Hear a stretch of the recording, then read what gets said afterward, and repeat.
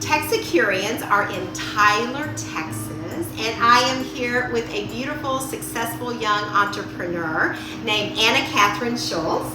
And tell us the name of your business. Tuesday Takeout. And the reason she calls it Tuesday Takeout is that, well, I probably should let her tell you, people can come by, they can take the meals home and enjoy them in the luxury of their own dining room. Correct? That's right. The idea. Yes, and no dishes to boot. And no dishes. So, Anna Catherine, tell me a little bit about the dish that you are preparing today. Okay, today we are doing roasted poblano corn pudding. The inspiration is from a famous restaurant just off the plaza in Santa Fe, New Mexico. How did you decide to come upon this? Is it because of the fall? We're in the fall here in Tyler, and yes. It's the Rose Festival this weekend. Yes. So, and the holidays coming up. I always try to do it for Thanksgiving. Oh. But really, it would work for Christmas too. Okay. Yes. So a tradition for you. Yes. To do it for yes. Thanksgiving. So let's get started. Okay, great. So we have our ingredients here to cream together. It's baking soda and baking powder, a lot of baking powder, so it's not dense and heavy, some kosher salt, and I am using butter, but I got the Kerrygold butter. You can tell it's really yellow, and then of course chili powder and brown sugar, and then we just have unbleached all-purpose flour right here, and then some whole milk. And then here is an already roasted poblano. We will get to that later, but I'll show you how I roast them. Okay. Okay, so we're gonna hook it up, and I'm just gonna cream these together. Okay. Okay. So we creamed it all together, and this is the consistency. And then what we're gonna do next is we're going to alternate adding the flour and the milk, half and then half, and just keep rotating so it doesn't get too dry or it doesn't get too soupy all at once. So we'll do that, and then we'll come back and I'll show you how I do the poblano. Okay. Okay. Right.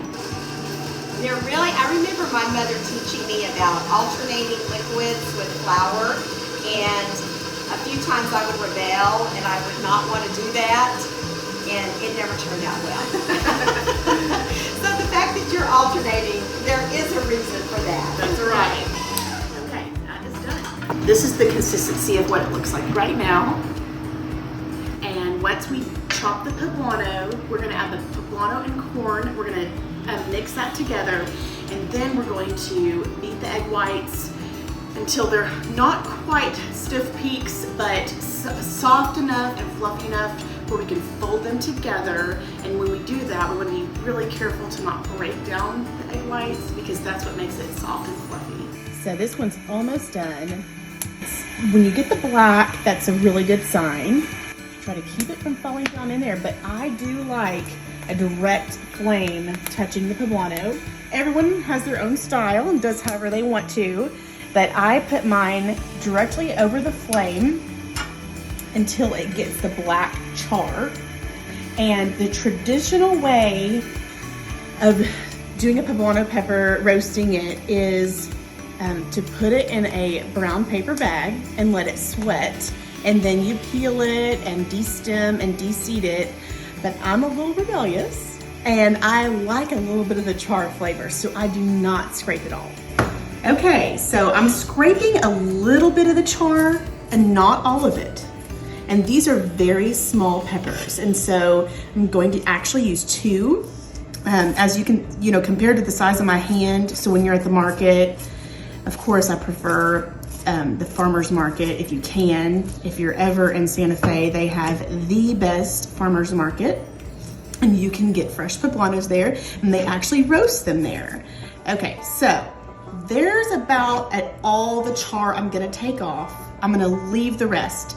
So of course I'm gonna take the stems off, but I'm gonna scrape some of the seeds, but not all. I just don't think it's good to lose all that poblano flavor.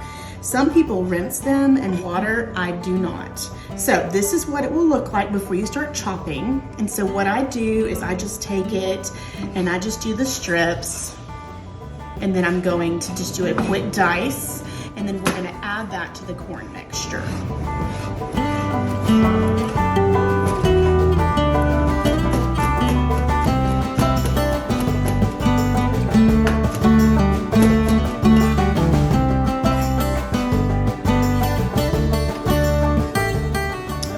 I'm gonna get a spoon and we're gonna stir those together, and then we're gonna do our egg whites. Okay, so this is what it'll look like. So see, it's pretty stiff. Okay, and then what we're gonna do is just very carefully fold it in. So when you fold it, it's like you're cutting a piece of cake and then turning it under, because if not, it'll just beat down all the work that the egg whites are supposed to be doing, which is lifting it, making it airy. And whatever you do, don't ever forget the salt, because one time I did and it was so dense and the flavors were not the same. So one little thing makes a big difference. So this is 5 egg whites. So you're gonna cut in and turn. Cut in and turn. And at first it just seems like it's not gonna get mixed, but it will, and you're not going to deflate the eggs. Okay, so that's what it looks like. So I have little prepared ramekins, and I have sprayed them very well because it's hard to get to release, because it is a heavier pudding. It's not like a sponge pudding or angel food cake. It's not that consistency. So definitely spray your pans really well. And then I'm just gonna dollop some in like that. And then just take it and just smooth it out. Okay, so this is like an individual serving. So that would be really cute at your Thanksgiving table to do individual ones instead of having to slice a bundt pan. Now, traditionally, you know, you do bake this in a bundt pan. And then the rest is gonna go into the bundt pan. I wanted everybody to see the difference.